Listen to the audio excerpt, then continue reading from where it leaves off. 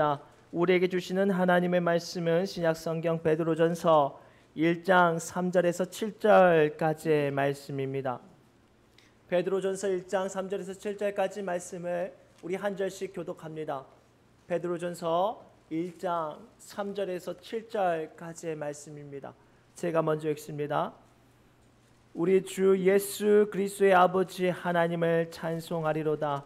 그의 많으신 긍휼대로 주 예수 그리스도를 죽은 자 가운데서 부활하게 하심으로 말미암아 우리를 거듭나게 하사 산 소망이 있게 하시며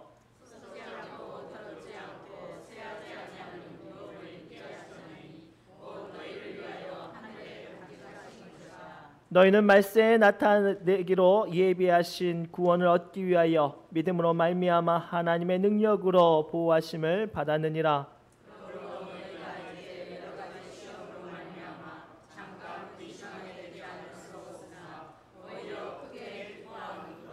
너희 믿음의 확실함은 불로 연단하여도 없어질 금보다 더 귀하여 예수 그리스도께서 나타나실 때에 칭찬과 영광과 존귀를 얻게 할 것이니라.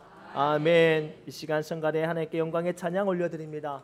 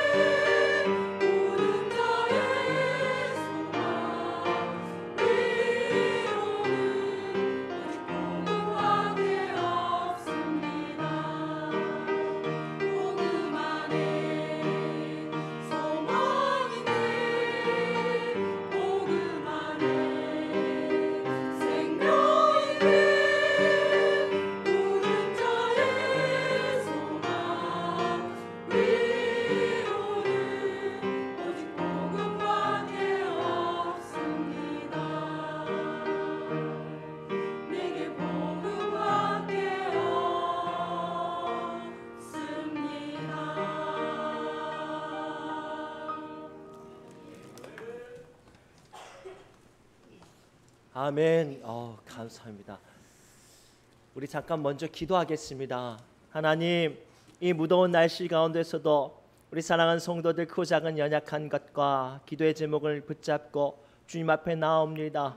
하나님, 선포된 말씀을 통하여 절망 중에 소망을 붙잡게 하여 주시고 소망으로 말미암아 우리를 살리신 하나님의 능력을 붙잡게 하여 주옵소서. 주님께서 이 시간 말씀 가운데 함께 해주시고 믿사오며 모든 말씀 예수님의 이름으로 간절히 기도드리옵나이다. 아멘. 우리 옆 사람이 이렇게 축복할까요? 예수님이 주시는 소망을 붙잡읍시다 라고 축복합시다.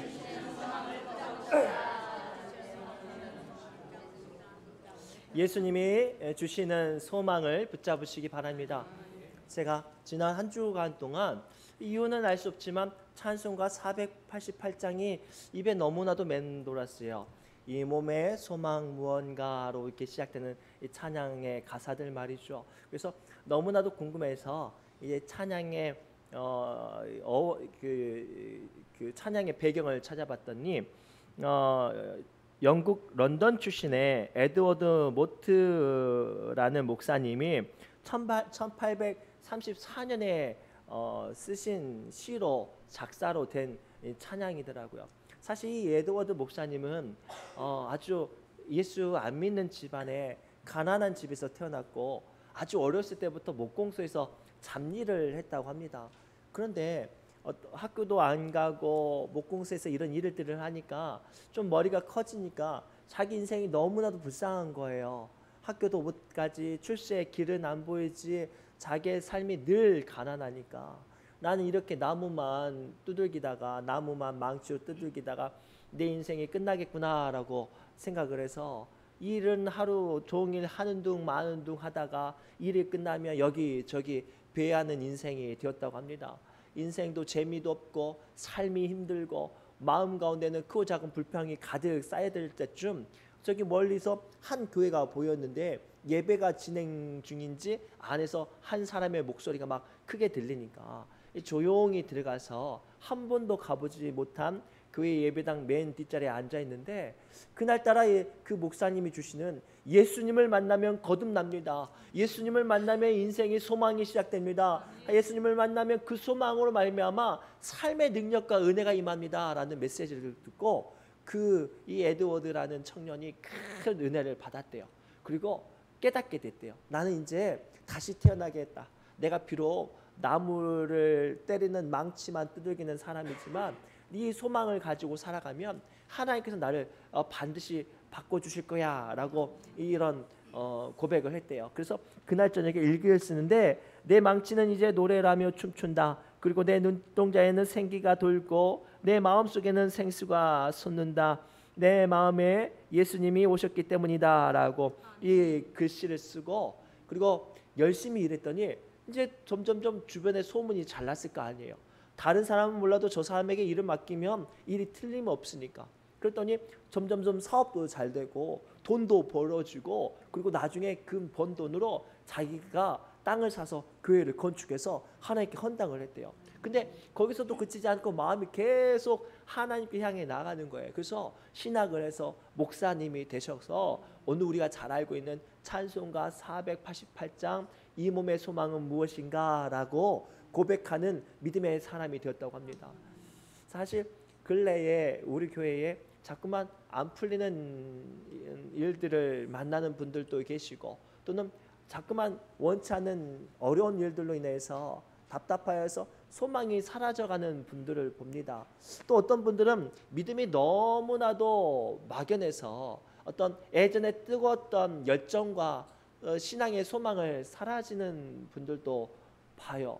그럴 때 우리가 어떻게 해야 될까요? 오늘 말씀처럼 오늘 본문에 등장하는 아까 제가 소개해드렸던 에드워드 목사님처럼 다시 한번 예수님이 주시는 소망을 붙잡아야 될 줄 믿습니다. 그 소망을 통해서 우리에게 주시는 하나님의 은혜를 발견하는 시간 되시기를 주님의 이름으로 축복합니다. 오늘 예수님이 주시는 소망 첫 번째는 우리에게 주시는 주님의 소망은 세상 것과 다른 죽음을 이기는 부활의 산 소망을 주신다고 말씀하세요. 우리 3절 말씀 함께 읽겠습니다. 시작. 우리 주 예수 그리스도의 아버지 하나님을 찬송하리로다. 그의 많으신 긍휼대로 예수 그리스도를 죽은 자 가운데서 부활하게 하심으로 말미암아 우리를 거듭나게 하사 산 소망이 있게 하시며 아멘.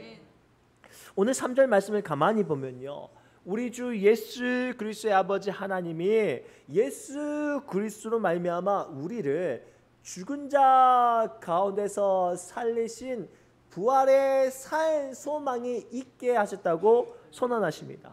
사실 이 말씀을 이해하기 위해서 이 베드로전서의 시대적인 배경을 좀 먼저 이해해야 돼요. 이때 상황은 어떤 상황이냐면 우리가 잘 알고 있는 아주 로마의 아주 폭군 네로 황제가 다스리던 때였는데, 하필이면 이때는 네로 황제의 광증이 극에 달하였던 때였어요. 어느 날 황제 황궁에서 보니까 구시가지가 마음에 안 드니까 사람을 시켜서 구시가지에 불을 질러버려서 그 많은 사람들의 인명과 재산을 손실시켜 버립니다. 근데 폭동이 일어날 조짐이 보이니까 이 네로 황제가 자기가 책임을 회피하기 위해서 무슨 짓을 하냐면, 야, 이것은 기독교인들이 저지른 짓이다. 야, 걔네들 밤낮 자나깨나 주님 오실 날까지 기다린다. 뭐 이런 식으로 말을 하니까 걔네들이 아마 불을 질렀을 것이라고 이 핑계를 대버립니다. 그때부터 기독교인들에게는 엄청난 박해가 쏟아집니다. 잡히면요 무조건 두들겨 맞고 검투사의 칼날에 혹은 그 콜로세움의 사자들의 맹수들의 밥으로 던져주고요, 말도 못하는 극형에 처해서 산채로 불태워서 죽어가는 어떤 인생들이 되어지죠. 얼마나 그 박해가 심했는지 로마 교회 성도들이 본도, 갈라디아, 갑바도기아, 아시아와 비두니아로 뿔뿔이 흩어졌어요. 그리고 뿔뿔이 흩어졌어도 그곳에서 지하 교회로 땅굴을 파고 예배하는 그런 척박하고 힘들고 어려웠던 시대였어요. 그 시대를 본문 1절과 2절 통해서 발견할 수 있습니다. 함께 읽겠습니다. 예수 그리스도의 사도 베드로는 본도, 갈라디아, 갑바도기아, 아시아와 하심을 따라 성령의 거룩하게 하심으로 순종함과 예수 그리스도의 피 뿌림을 얻기 위하여라고 되어 있어요. 그러니까 뿔뿔이 흩어졌는데 뭐 때문에? 박해 때문에 피를 뿌리면서 막 죽을 고비를 하면서 이제 흩어지는 이 백성들에게 베드로 사도가 편지를 썼는데, 이 편지로 말미암아 뭐를 주기로 하냐면, 이 죽음 같은 소망 가운데, 이 죽음 같은 시대 가운데 우리는 죽는 사람이 아니라 부활의 산 소망이 있으니 담대하라라는 메시지로 쓴 편지가 본문의 말씀이에요. 사랑하는 성도 여러분, 오늘 말씀 통해서 하나님은 우리에게 분명하게 소망 선언하십니다. 세상은요 죽으면 끝이에요. 죽음 이후에 뭔가 더 할 수가 없는 거예요. 그러나 우리 믿음의 사람들에게는 부활이라는 확실한 소망을 주신 줄 믿습니다. 아무리 강력한 죽음이 우리를 엄습하고 우리를 두렵게 하고 설령 우리를 죽여도 우리는 다시 살아나는 줄 믿습니다. 제가 이 말씀을 묵상하던 중에 어떻게 해야 이 말씀을 우리 성도들에게 소망으로 설명할까 한참 고민하던 중에 깨달은 게 있어요. 우리 어린 시절에 아이들은 동네에 모여서 골목에 모여서 막 놀기도 했잖아요. 그때는요 막 고학년 저학년 상관없이 막 다 모여서 비석 맞추기, 오징어, 술래잡기, 나이 먹기 같은 것들을 하는데요, 가끔 동네에서 그런 애들 있어요. 나이는 어린데 욕심은 많아가지고 언니들, 오빠들, 형아들 놓으면 기어이 따라오는 애들 있어요. 그러면 잘해요, 못해요? 못해요. 그러면 죽으면 못하면 못한다고 투정대고, 죽으면 자기 죽였다고 막 울고, 그러면 나중에 그놈아를 뭘 시켜주냐면 저희 어렸을 때 저희 동네에서는 깍두기라고 했어요. 깍두기. 깍두기를 시켜줘요. 깍두기를. 그러면요 그때부터 이 깍두기가 된 아이는요 실수하고 죽고 못하고 구박받아도 아랑곳 하지 않아요. 왜냐하면 죽으면 다시 저기 가서 살아나면 되거든요. 못해가지고 자기 팀원들에게 점수를 못 내도 괜찮아요. 왜냐하면 깍두기니까. 깍두기니까 괜찮은 거예요. 실수하고 못하고 잡혀서 술래한테 잡혀서 죽어도 걔는 다시 저쪽에 가면 다시 살아나니까 언제 죽었는지 언제 실수했는지 상관없이 늘 행복하고 늘 담대하고 늘 씩씩하게 게임을 임하는 것을 봤어요. 사랑하는 성도 여러분, 오늘 말씀을 통해서 우리 주님은요 이 죽음을 가지고 우리를 엄습하고 우리를 괴롭게 하는 이 시대 가운데 그것에게 얽매이지 않도록 부활의 소망을 주신 줄 믿습니다. 이 부활의 소망을 가진 사람이 믿음 안에서 담대하게 세상을 이기는 줄 믿습니다. 그리고 그 부활의 소망은 누구 안에 주시는 거예요? 예수 그리스도 안으로 말미암아 우리에게 주신 줄 믿습니다. 그래서 로마서 8장 12절 말씀을 통해서 다음과 같이 주님은 말씀하십니다. 함께 읽겠습니다. 예수를 죽은 자 가운데서 살리신 이의 영이 너희 안에 거하시면 그리스도 예수를 죽은 자 가운데서 살리신 이가 너희 안에 거하시는 그의 영으로 말미암아 너희 죽을 몸도 살리시리라. 아멘. 이 시간 원치 않는 질병으로 마음과 몸이 힘들어서 야 이러다 죽겠다 싶은 분들 계십니까? 혹은 세상에 살 소망이 끊어져서 사업도 인생도 낙도 즐거움도 없으신 분들 계십니까? 이 시간 여러분들 안에 있는 예수 그리스도의 영을 붙잡으시기 바랍니다. 그로 말미암아 우리 주님께서 죽을 우리 몸도 살리신다 말씀하셔 주셨사오니 이 부활의 소망으로 담대히 일어서시기를 주님의 이름으로 축복합니다. 두 번째로 예수님이 주시는 두 번째 우리에게 주시는 소망은요, 하나님의 나라의 영원한 기업을 약속으로 소망을 갖게 하신 줄 믿습니다. 우리 4절 말씀 함께 읽겠습니다. 시작.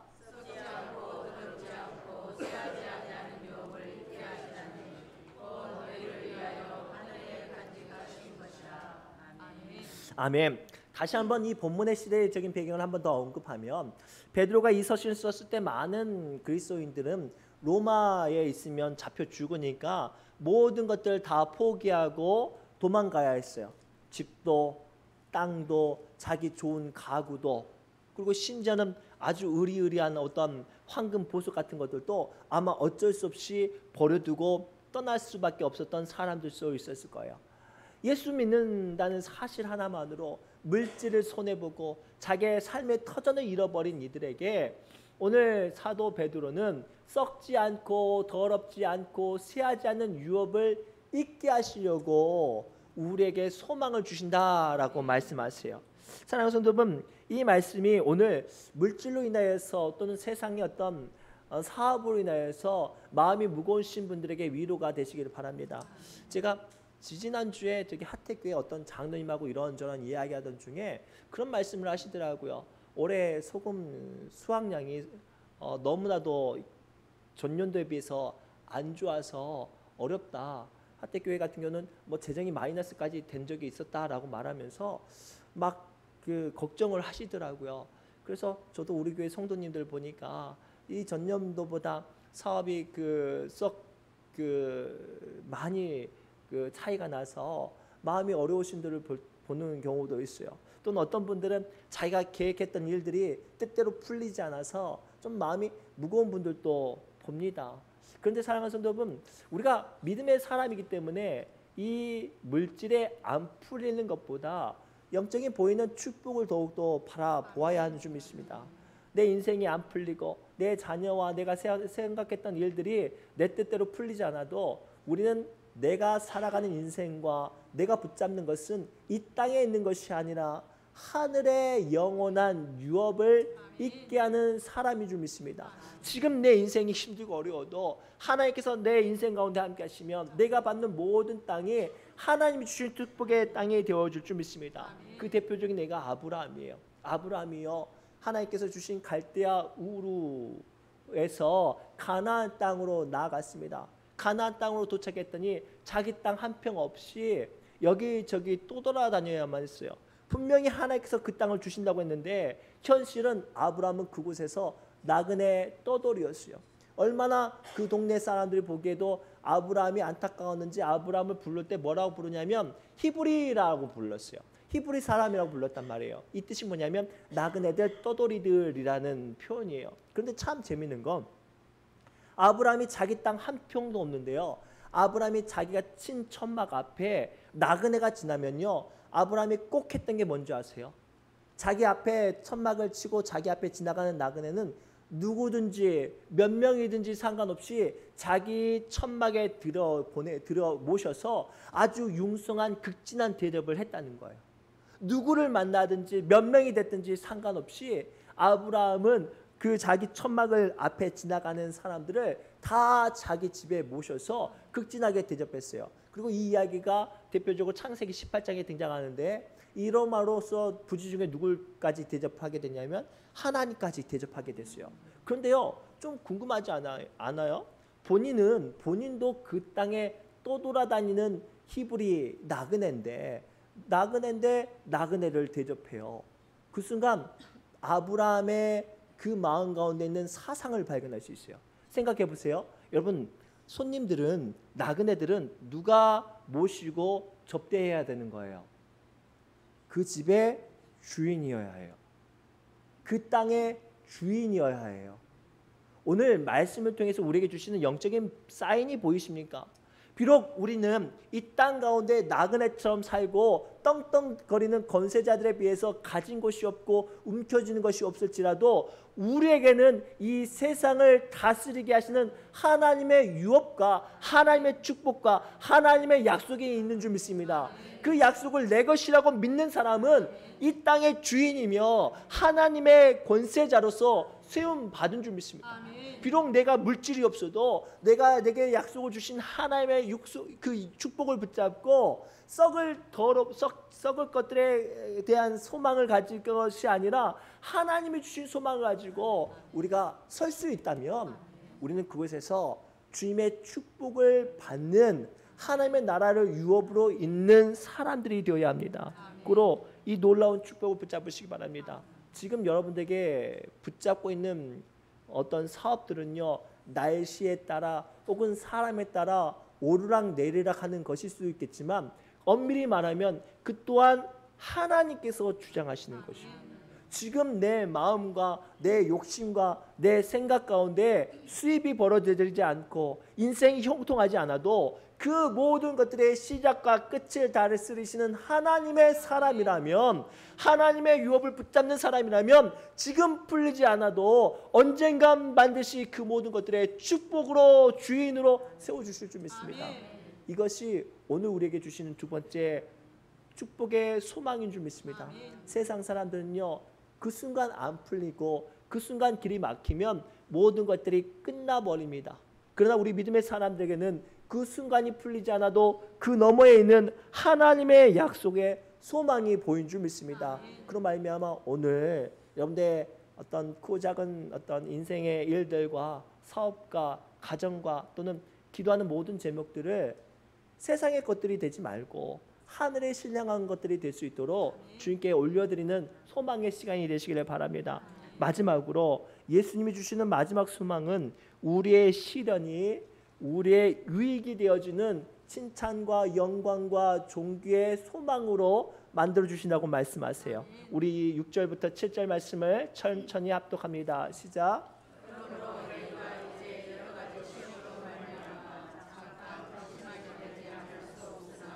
오히려 크게 기뻐하는도다. 너희 믿음의 확실함은 불로 연단하여도 없어질 금보다 더 귀하여 예수 그리스도께서 나타나실 때에 칭찬과 영광과 존귀를 얻게 할 것이니라. 아멘. 오늘 본문 6절 말씀을 가만히 보면 우리 인생을 살아가면서 만나는 크고 작은 여러 가지 시험으로 말미암아 근심할 수밖에 없어요. 아무리 믿음 좋은 사람도, 아무리 영적으로 특별한 사람도 시험을 만나면 근심합니다. 우리가 잘 알고 있는 기도의 사람, 능력의 사람 엘리야도 시험을 만나 낙심했습니다. 늘 인생을 찬양 가운데 살았던 다윗도 자기 인생 가운데 만나는 고난 가운데 울부짖으며 통곡했던 시간 또한 있습니다. 반드시 기억하십시오. 아무리 믿음 좋은 사람도 시험을 만나면 근심합니다. 고로 이 시간 시험을 만나서 근심한다고 해서 야, 내가 믿음이 너무나도 약하구나, 나는 어쩔 수 없는 사람이다 라고 생각하지 마세요. 누구나 다 그러한 모습이 있습니다. 그러나 중요한 건 그로 말미암아 기뻐할 수 있는 영적인 안목을 가져야 할 줄 믿습니다. 실제로 성경에 등장한 사건을 보십시오. 수많은 어려움과 고난을 만났어도 믿음의 사람들은, 주님을 향하여 소망을 가진 사람들은 그 너머에 있는 축복을 볼 수 있었기 때문에 기뻐하고 감사할 수 있었습니다. 그래서 이스라엘 백성들은 광야에 40년 시간을 믿음으로 기쁨으로 견뎌내고 감당할 수 있었고, 다윗은 엔게디 광야의 10년의 시간을 하나님께서 주신 은혜의 시간, 감사의 시간으로 고백할 수 있었습니다. 사랑하는 성도분, 우리 인생 가운데 태풍 같은 어려운 시간을 만날 수 있어요. 그러나 중요한 건 그 고난의 시간을 집중하는 시선이 아니라 그 너머의 시간을 바라볼 수 있는 믿음의 안목이 필요합니다. 실제로 태풍은요, 피할 수 없는 자연 재해입니다. 산도 무너뜨리고 집도 무너뜨리고 수많은 인명 피해도 우리에게 줄 수 있는 아주 공포스러운 어떤 자연 재해지요. 그런데요, 태풍이 가지고 있는 유익이 뭐냐면 지구의 대기를 흔들고 바다 깊숙한 곳까지 바다를 헤집어 놓아서 바다 밑바닥에 가려져 있던 양분과 산소를 잘 움직여서 물고기들이 몰려들게 한대요. 그래서 아주 노련한 어부들은 태풍이 닥쳐오면 태풍의 피해를 대비하는 준비와 함께 무엇을 하냐면 조업을 준비한대요. 태풍을 막을 준비와 함께 무엇을 준비하냐면 다시 곧바로 바다에 뛰어들 준비를 한대요. 왜냐하면 이 태풍만 지나가면 바다에는 뭐가 널리는 거예요? 그물만 널리면 물고기가 쏟아져 내리니까 그것을 태풍을 준비한대요. 그러면 그 마음이 어떨까요? 입이 대빨라가지고 이놈의 태풍은 왜 오는지 아이고 귀찮아 죽겠어 하겠어요? 아니면 야 태풍만 지나가면 야 나는 다시 논하는구나, 야 이거 가지고 내 자식 옷도 사주고 내 마누라 반지도 사주고 차도 바꾸고 그래야지 신나겠죠. 오늘 우리에게 주시는 시험이 이거예요. 지금은 내 눈에 눈물 나게 하고 내 인생에 내 마음과 내 심령을 무너뜨리는 그 고통스러운 순간일지라도 이 시간을 통하여 우리 주님은 나의 믿음을 연단하시고 더 나아가 그로 말미암아 하나님이 주신 축복의 그릇들로 우리를 만들어 주고 계신 줄 믿습니다. 그래서 오늘 7절 말씀에 뭐라고 말씀하세요? 함께 읽겠습니다. 7절입니다.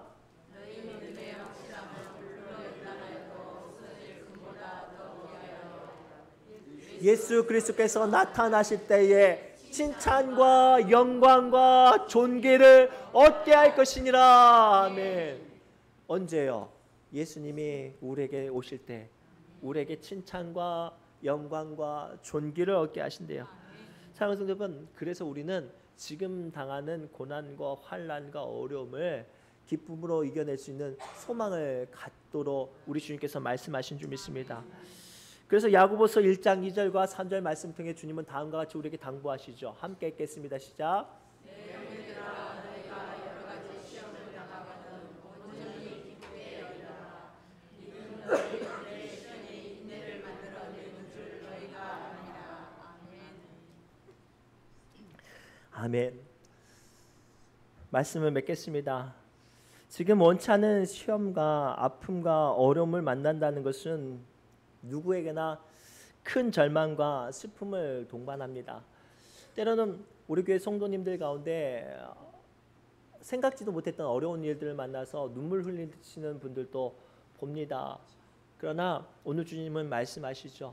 그 절망적인 순간에서도 우리 주님은 부활의 산 소망을, 또 나아가 영원한 썩지 않는 영원한 하늘의 유업을, 더 나아가 우리에게 주님이 오시는 그날 칭찬과 영광과 존귀를 주신다고 말씀하세요.